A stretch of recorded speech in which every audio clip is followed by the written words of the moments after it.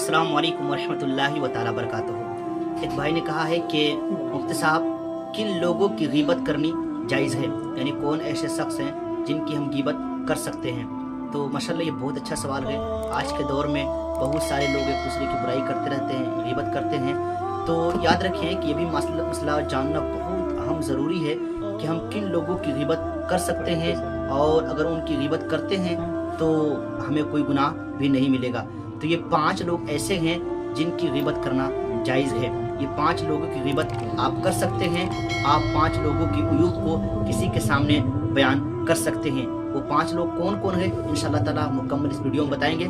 लेकिन सबसे पहली बात ये समझ लें आप कि गीबत करना इस्लाम में यकीनन नाजायज़ व हराम है, और अल्लाह के रसूल सल्लल्लाहु अलैहि वसल्लम ने बड़ी सख्ती के साथ मना फरमाया है कि गीबत किसी की न की जाए।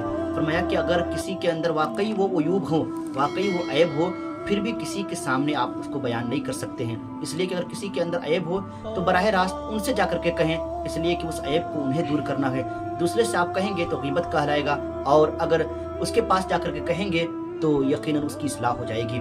तो याद रखें कि अगर किसी के अंदर कोई ऐब को देखे, किसी के अंदर कोई बुराई देखे, तो आप गीबत हरगिज़ ना करें, बल्कि उसको बराह रास्त इस्लाह करने की कोशिश करें। और याद रखें कि अल्लाह के रसूल सल्लल्लाहु अलैहि वसल्लम ने एक मकाम पे फरमाया कि गीबत करने से, अगर कोई बंदा गीबत करता है गोया कि अपने मुर्दार भाई का गोश्त खाता है। अल्लाह अकबर। गीबत करने वालों के ताल्लुक से फरमाया कि ये गीबत करने वाला गोया कि वो मुर्दार भाई के गोश्त खाता है। तो हम गीबत किसी के नहीं कर सकते हैं। लेकिन ये 5 लोग ऐसे हैं जिसकी गीबत करना इस्लाम में जायज़ रखा है, और इसको अल्लामा अबू ज़करिया मुहीउद्दीन अलैहि रहमा, अबू ज़करिया मुहीउद्दीन अलैहि रहमा ने मुस्लिम शरीफ की शरह में ये लिखा है कि 5 शरई अगराज़ व मकासिद के तहत आप किसी के उयूब को बयान कर सकते हैं। ये जायज़ लिखा है। वो 5 शरई मकासिद क्या हैं, तो आप भी इसको गौर से सुने। पहला ये है कि मजलूम का हाकिम के सामने किसी के जुल्म को, जालमाना उयूब को बयान करना, ताकि उसको उस बात से रोका जा सके।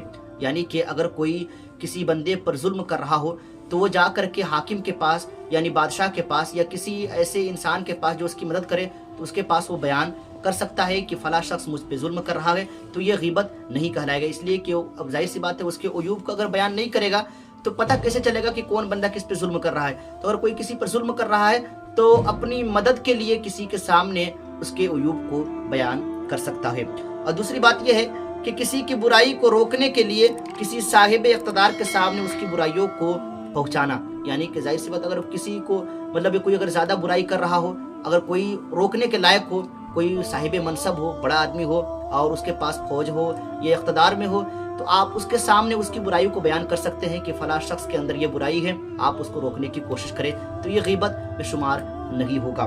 और तीसरी बात ये है कि मुफ्ती के सामने फतवा तलब करने के लिए किसी के ऐब को बयान करना। यानी जाहिर सी बात है कि अगर आप किसी के पास मसला पूछने के लिए जाते हैं, मुफ्ती साहब के पास, हमारे पास भी बहुत सारे लोग आते हैं, तो नाम पकड़ करके कहते हैं कि उसके अंदर ये ऐब है, तो बताएं उनके साथ क्या मसला होगा। तो ये गीबत नहीं कहलाएगी, इसलिए कि ये जाहिर सी बात है कि ये शरई मकासिद हैं और शरई उज़्र है, और जब तक उनके उज़्र को बयान नहीं किया जाएगा, जब तक उनके उयूब को बयान नहीं किया जाएगा, तब तक कोई मसला कैसे बता सकता है। तो किसी भी आलिम दीन के पास या किसी भी मुफ्ती के पास अगर आप जाएंगे, तो जब तक उनके उयूब को अगर बयान नहीं करेंगे, तब तक मसले का खुलासा भी नहीं हो पाएगा। इसीलिए ये मुफ्ती के पास मसला पूछने के लिए किसी दूसरे का ऐब को बयान करना ये जायज़ है।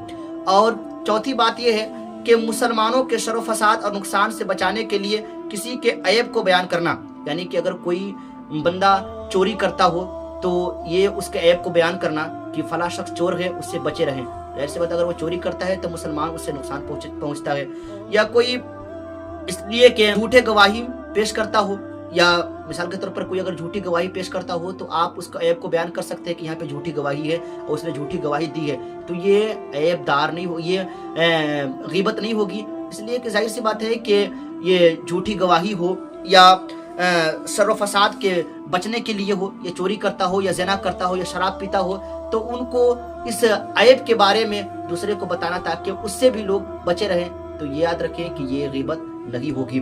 और 5वीं बात यह है कि जो शख्स अलल ऐलान फिस्क व फजूर करता हो, यानी तरह तरह के गुनाहों का मुर्तकिब हो, मसलन चोर हो, जनाकार हो, खयानत करने वाला हो, या तमाम तरह की बातों का करने वाला हो जो इस्लाम में नाजायज़ व हराम है, तो आप उनकी बातों को तशहीर कर सकते हैं, दूसरे को बता सकते हैं कि आप उससे बच के रहना, फला आदमी चोर है, तो ये गीबत नहीं कहलाएगा। तो ये 5 बातें ऐसे हैं जिसकी वजह से आप अगर किसी के अयूब को दूसरे के सामने पेश करते हैं तो वो गीबत नहीं कहलाएगी, इसलिए कि अब ये शरई मकासिद है, जब तक कि दूसरे के सामने अगर बयान नहीं करेंगे तब तक उनके शर से और उनके तमाम तरह के जो मनहियात चीज़ें उसके अंदर हैं दूसरे तक नहीं पहुंच पाएंगी। तो ये आप भी अगर आप करते हैं किसी की गीबत, तो गीबत करना तो ये अच्छी बात नहीं है, लेकिन ये 5 शरई मकासिद है, इसके तहत आप दूसरे के अयूब को बयान कर सकते हैं। जज़ाकल्लाहु खैरन।